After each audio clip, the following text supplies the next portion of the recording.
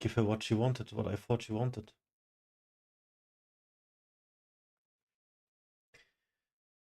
So let's watch this video. How to stop being so clingy by HealthyGamerGG.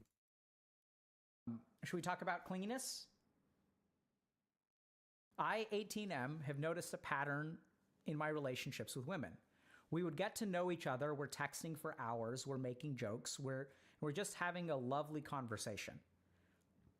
Then the next day we start texting again, but with a little less engagement. And as time goes on, the other person just completely stops responding, even though we had a lot in common. So I tried to flip the script. Instead of sending good morning texts, I would just text when I have something interesting to say. Instead of giving compliments, I would maybe tease in a playful way.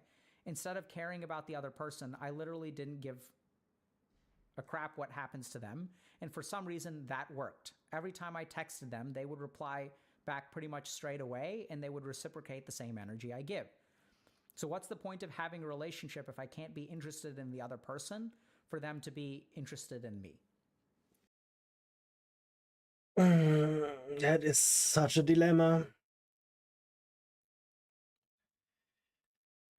That is when they say women want an asshole, right? When they don't want the good nice guy. The good nice guy saying good morning. I know that feeling. It's a really common experience, right? So if you're someone who finds yourself, it's a really unfortunate conclusion or trajectory that this person is going through, which is I engage with someone, I get super excited, we have a wonderful time, and then over time, my relationship with them slowly extinguishes. And so what I have to force myself to start doing is like stop caring. It's like stop being like authentic, like I'm gonna stop complimenting them. I have to train myself to not care about them. Exactly. And then what happens when I train myself to not care about this person, I actually get like better responses, right? The response that I get is more of what I want. They respond more to my texts. And so what's happening is this person is sort of like struggling between what they kind of consider like being like an authentic good person, which hurts me and doesn't get me what I want, versus kind of being sort of an asshole and being less kind, which sort of gets me what I want. Right? And then this person kind of struggles, and then they're like stuck between one of two places. Do I become clingy or do I become an asshole? And it's really unfortunate when people find themselves in this situation because they like tend to wind up doing one of the two, and both of them are actually toxic, right? We don't want to become clingy, but we also don't want to like, start not caring about the people that we want to form relationships with. Like that's not healthy over time, but it happens all the time. Very, very classic. So what's going on here and what do we do about it? So the key thing to start with, as always, like so at HG, we talk about a principle that I learned in medicine, which is that good diagnosis precedes good treatment. So what we want to do is start by understanding the problem, right? And that's not exclusive to medicine. If I have flooding in my house and a plumber comes over, they have to start by understanding, okay, where's the leak coming from, right? If you go to a mechanic, they have to diagnose the problem before they fix it. So in that same way, within yourself, you have to understand what's going on before you can start to correct that behavior and ultimately like go to a kind of healthy place. So little bits of advice. The first thing that I've noticed about people who get really, really clingy, I wasn't going to do iPad for this, but maybe I should, is that the first thing they should kind of scale back on is like the intensity of the first interaction. So there's a saying that, the brightest flame burns out the quickest, right? And so in any kind of relationship, like I've just noticed this a lot. I mean, I've noticed it kind of clinically. So this is like a well-described experience of people with like borderline personality disorder, where they tend to have very, very intense, like rocket fuel level relationships that then run out of fuel and then collapse. So I'm not saying that everyone in this situation has borderline personality disorder, but it's just something that we've seen a lot, or I've worked with a lot. So how to avoid getting clingy? Let's start there.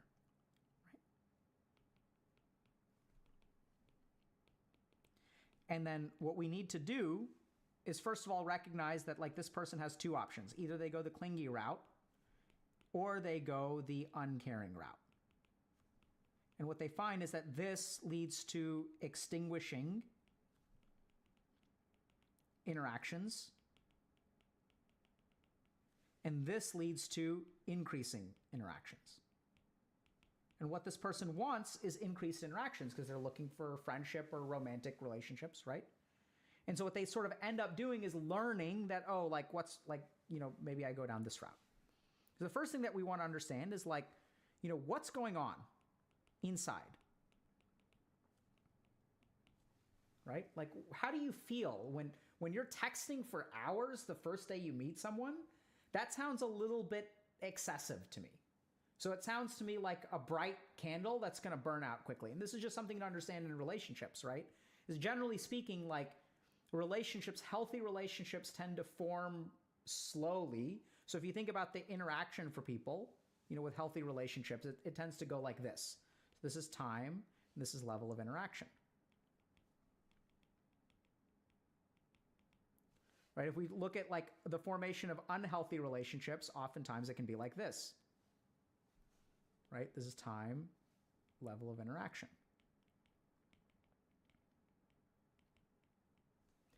And so sometimes you can absolutely have this kind of relationship, right? Where it's like intense and it just, you know, it builds and it stays high. But I would say that generally speaking, these two curves, this one and this one, are way more common. So the main thing to really understand is what are you trying to get out of this relationship? Because I think oftentimes what happens is if you're like complimenting a girl, like, are you like, that's kind of interesting, right? Are you like, what are you doing there? So generally speaking, you know, I don't really compliment people that I have relationships with. I may appreciate them from time to time, but I don't like open up with a bunch of compliments. Because usually like that signals something else. Are you like, so you have to start by figuring out what is going on within What you. does it signal? So when you're texting someone for hours, like why are you texting them for hours? Are you genuinely enjoying the interaction? Are you hopeful? I was not a single day I told her not, but I didn't tell her how pretty she is, how much I love her. Not a single day. And I would have never stopped. Until the day I died. Because that's how I feel.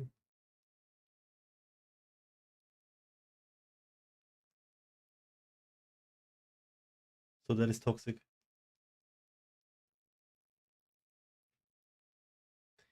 So I'm toxic.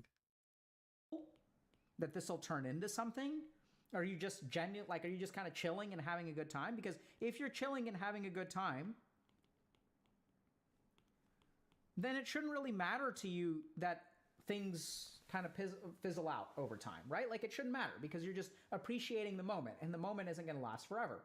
So if I'm like walking down the street and I see a beautiful flower and I smell the flower and I'm like, wow, that flower is amazing, and then I just move on with my life.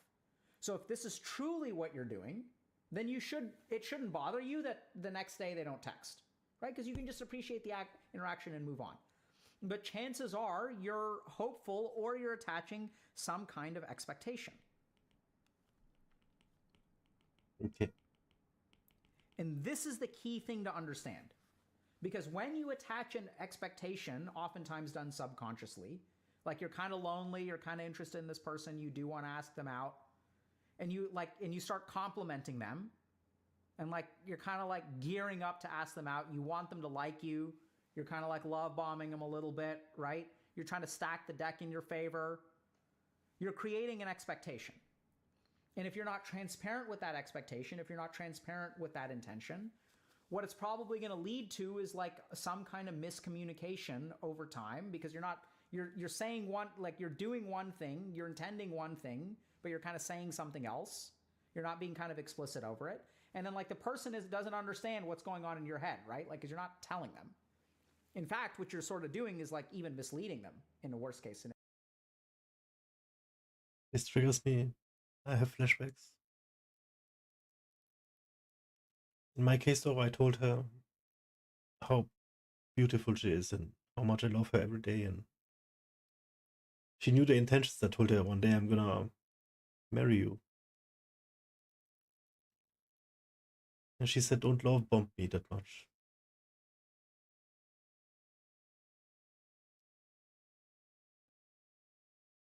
I really try to not make it a routine. Maybe in the morning while I say good morning. And then that would be it.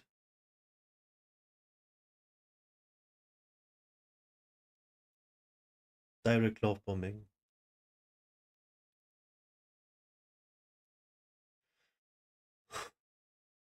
This hurts right now a lot. Scenario. And then what happens is they don't respond the way that you want to.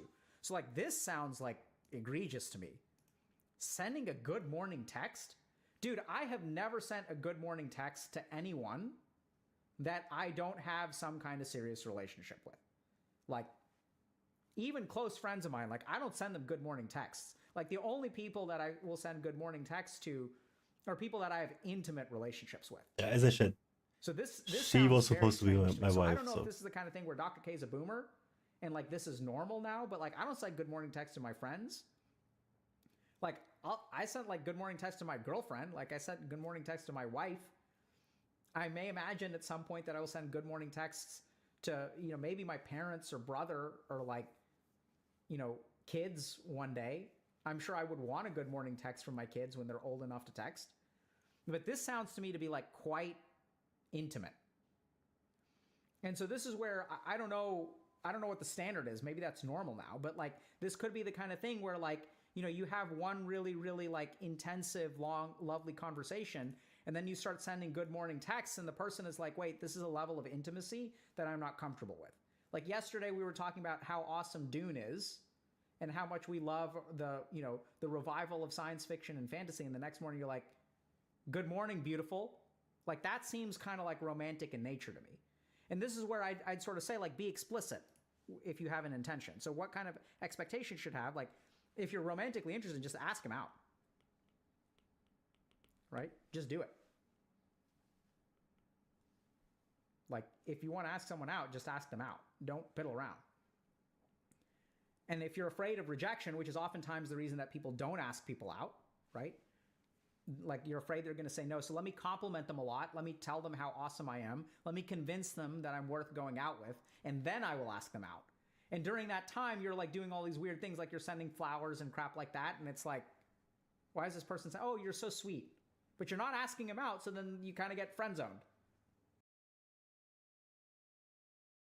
I think I was in a different relationship than her while we were both in the same. Especially after we got back together, right? We probably didn't get back together. I mean, after we got in contact back together. So I understand so much now, just from this little. It makes sense. But also it makes sense, and I am not pulling back of what I said. Because that's how I felt. And I had the intention, and I thought we had a mutual understanding of getting back together. And that is, I think, was the issue.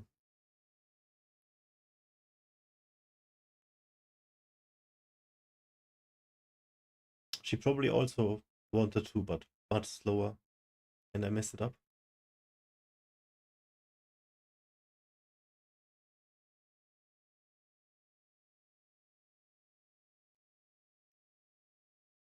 Because you're not like making your intentions clear. And then you ask them out, and then like you've had this expectation, and then that expectation gets dashed.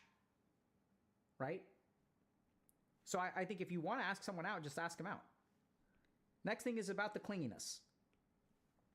So what are you getting? Like what's going on? So this is where I would really think a little bit about when you have this awesome kind of this relationship here, what emotional needs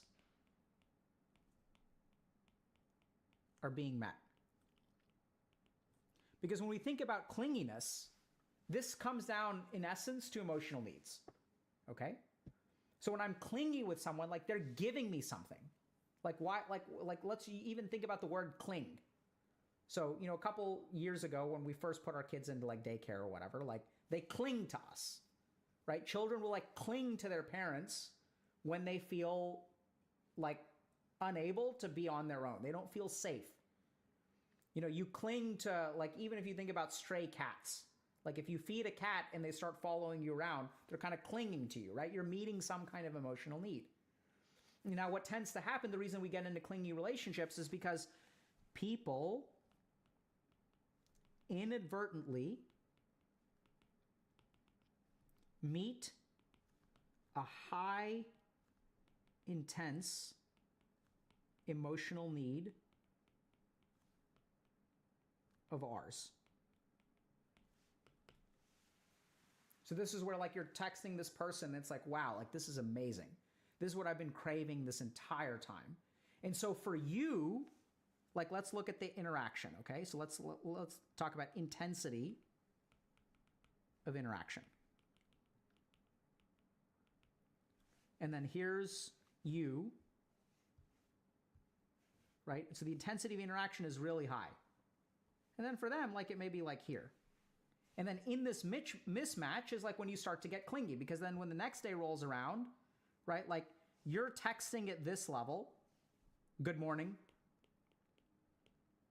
compliments, because you're trying to get them to do what they did yesterday. You want that again. You're like, oh my God, that felt so good. I felt so heard. I connected so much. I didn't feel alone. Like that was awesome. Give it to me again. And so you open out strong out of the gate. But then they kind of respond with this. And then what happens over time is that the more of a mismatch there is, the more the communication is going to decrease. Okay? Because if it's like a mismatch in communication, it's kind of think about, you know, like friends that you play games with online. Like y'all are kind of both on the same page. They're like some people that are like messaging you every day, hey, you want to play Dota? Hey, you want to play Dota? Hey, you want to play Dota? And if you don't play Dota that often, like that mismatch is going to lead them to start asking other people and you to like not respond to them every day. And over time, like the people that you end up interacting with are the people that are sort of like on your level. And so why is this person getting more response when he stops caring? Because stopping to care is the way, so this is where his emotional needs are. This is where the person he's engaging with are. And when he stops caring, he's like artificially and arguably toxically reducing his emotional need, right? So when I like numb myself by 50%, then we're kind of on the same page. And then like our communication actually increases over time because we're both like in the same place. And so this is the last thing that I'd say. First thing is to understand your emotional needs. And then the next thing is to like recognize like, okay, what are this person's emotional needs? Because if we look at this, what's absent from this entirely is any understanding of the other person's experience, right? It's just about what I think, what I need, what I'm expecting. There's a complete lack of understanding of, okay, what does this person want from the relationship? What is this person's experience of the relationship? I'm not saying this to be harmful or try to, you know, I recognize that that makes it sound like this person is uncaring. This person's 18. Like we don't get taught. That's the problem. I think I read the signals wrong, or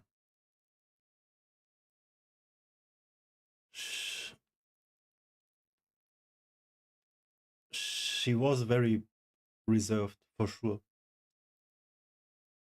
And I was too pushy for sure.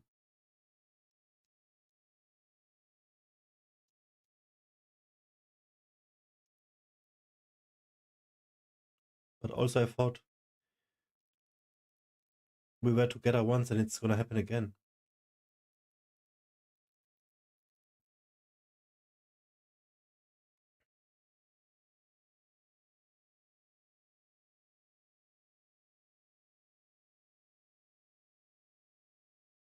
And I asked multiple times, is it okay if I love bomb you like this, like that? And she would say, I will tell you if it's too much.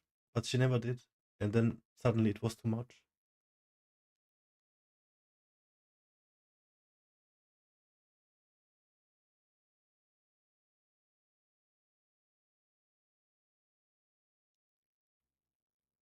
I messed up.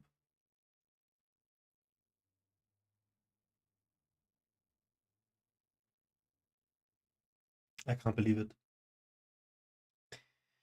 When I found her after all this time, I was like, I cannot mess this up.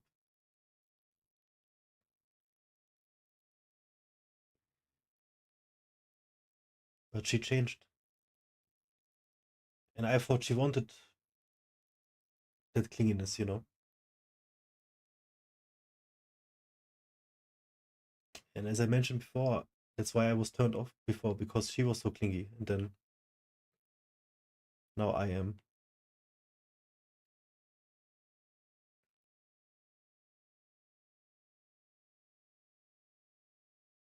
I just wanted to give her what I thought she wanted.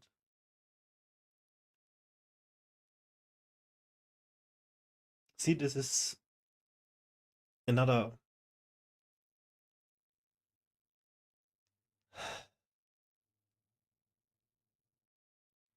just adds to the pile of what I think is unfair and why I would want another chance.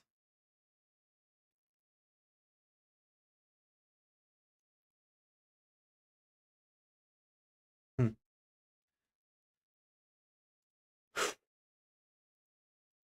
This stuff. Like, that's the problem, right? No one sits us down and says, by the way, this is how you form a healthy relationship. It's just like RNG, depending on what our parents are, what your home life is like, you know, whether people like teach you this stuff intrinsically or not. I don't blame this person. I think, in fact, it's awesome that this person posted this, because this problem is so common, but no one ever like explains this to us. And so what we end up doing is discovering artificial toxic ways of not caring about people that actually match their level of like engagement, right? And then we start to like see better responses. And then what happens over time is what this person is thinking is the right way to engage with people is to start being unfeeling and uncaring towards them. And if we do that, we're going to become toxic over time, and that'll ruin our relationships. But that's going to be the only way that we learned how to fix it, because no one sort of, you know, taught us what the right level of interaction is. It's just about reducing your energy, matching theirs. You know, what is the other person's experience? What are they looking for? And not being outright toxic. You can even ask them. Like, you can have a, you know, DTR, define the relationship conversation with friends. You know, like, I actually have those conversations with people that even I play games with. I'll ask like questions occasionally. I'll be like, hey, like, how often do you want to, like, are you interested in playing Dota or not interested? Like, a very good friend of mine. Like, we've been tight, dude. We were like roommates way back, and like we're like awesome friends. And I really love playing Dota. We'll sometimes play some games together, but they don't seem to be interested in Dota. They like watching Dota. So we'll have a conversation about it. And I'll be like, hey, I messaged you a couple times about Dota. You seem like you're not interested. Is this the kind of thing like you want me to message you or like not message you or like what? And he's like, oh yeah, it's got a steep learning curve, so I'm not interested in investing that much time, but I love watching it, and I love it, like, you know, I'm down to watch anytime. I just don't want to play. Dude, I had these DTR talks with her where we would talk about how we would have a future together, about how we won't have children, but maybe get a dog, a cat. So do you see?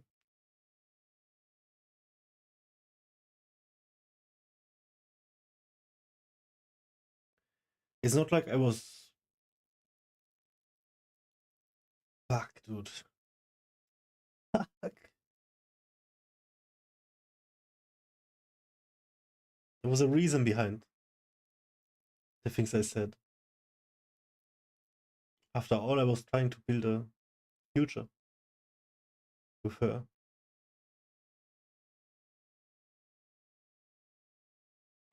The more and more I realize these kind of things, the more I feel just like she just didn't love me, and I have to accept it. But why would she do these things then? Say these things?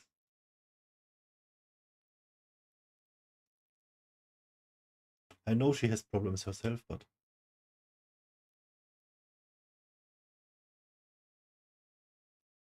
now I am to blame.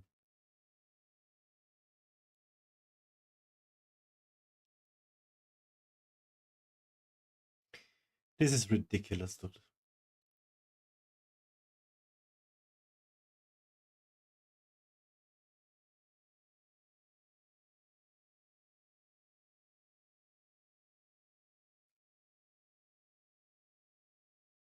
All right. And it's like, cool, now I understand. So you can kind of define the relationship. You can, even with people that you kind of meet, you know, relatively soon, you can sort of check in with them periodically. You can sort of like read between the lines some. Because like it sounds kind of aggressive to me to sort of like, you know, ask someone, hey, do you want me to text you every day the day after you meet them? Do you want me to text you good morning every single day after we've met once? This is the kind of thing where you had a really great conversation. I think it's fine to acknowledge it the next day. Hey, I really enjoyed talking to you yesterday. You want to hang out sometime. If that's what you want, right? Understand your emotional needs and make them known. And then give other people the opportunity to meet you where you're at or not meet you where you're at. And over time, you may learn some adjustments. Like don't ask them that the next day, right? Like leave the ball in their court sometimes. Don't always like have the ball in your court. So like the next day, see if they want to message you. And if they don't message you by like, 4 p.m., you just shoot them a quick text, say, hey, I really enjoyed our conversation yesterday. It was awesome. Hope you're doing well.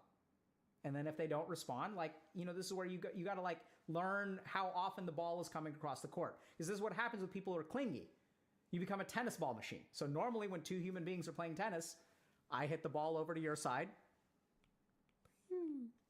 right? And then I wait for them to hit it back. And then I hit it back. This is how tennis works. Now, I'm not saying some people will have very, very ironclad rules. Like if I text them and they don't respond, I'm never texting them again. I don't think that's healthy either, because sometimes stuff happens.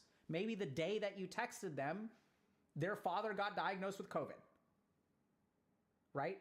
It's like, there are all kinds of reasons. So I think it's okay to like give them a couple days and text them again, and give them a couple days and text them again. And then if they don't respond, you can even have a conversation like this, which is, so I'll give you all an example of like someone, so sometimes I'll invite. Everything makes so much sense. It's just, I just really didn't want to lose her after all this time, and I didn't know about this.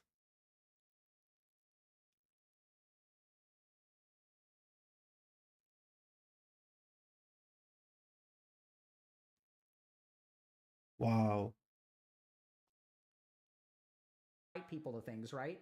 And they won't come, and you invite them 3 times and they don't come. Then I think it's appropriate to just ask them a question. Be like, hey, I've invited you a couple times. It seems like you haven't come. I was just curious, do you want me to continue inviting you or not? Like, I understand sometimes people are busy. Sometimes people are just like not that interested. Just help me understand. Do you want me to invite you in the future? Yes or no? That I don't think is aggressive. And if they don't respond to that, then you're done. Sometimes what happens with clingy people is it's a machine gun. It's a tennis ball machine.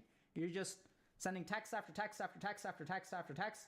Feels overwhelming. The person feels attacked, and then they shut down, right? They put up barriers, and then they end up blocking you if you're not careful.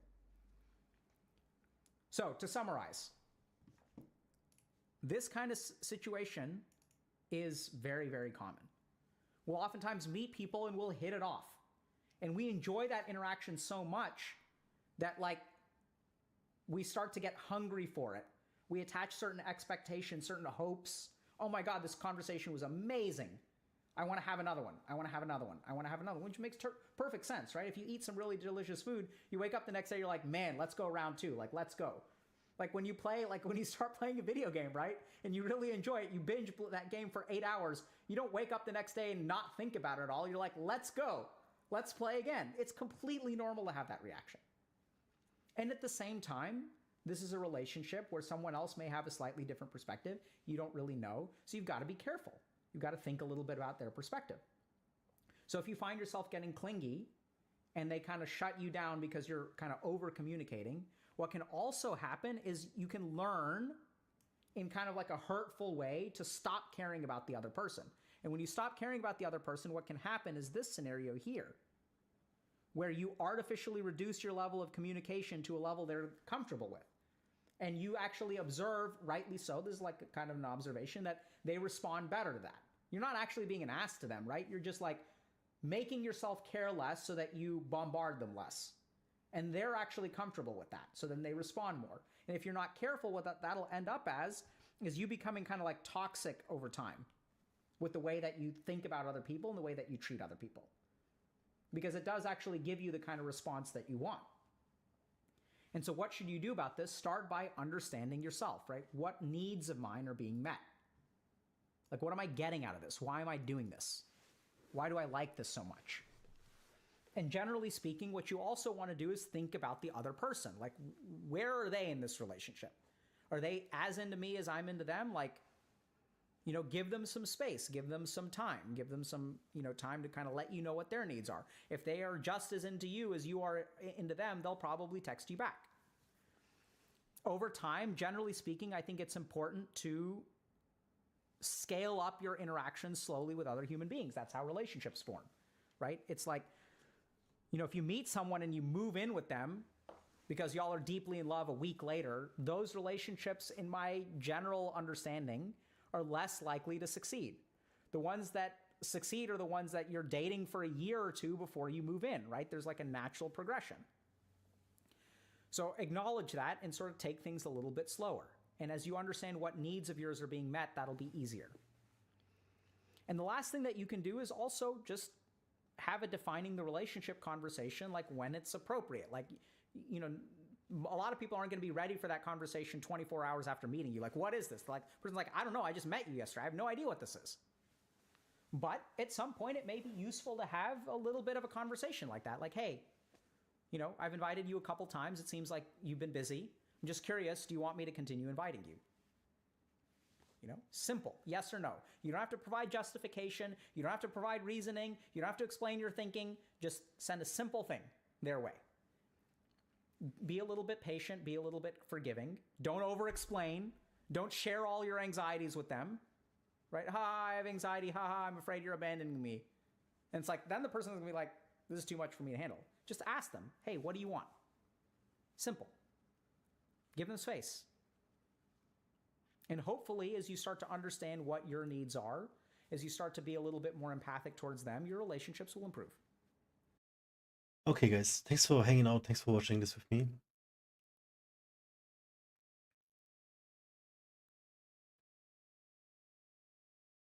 I want to say some closing words for the video, but honestly, I just feel devastated right now.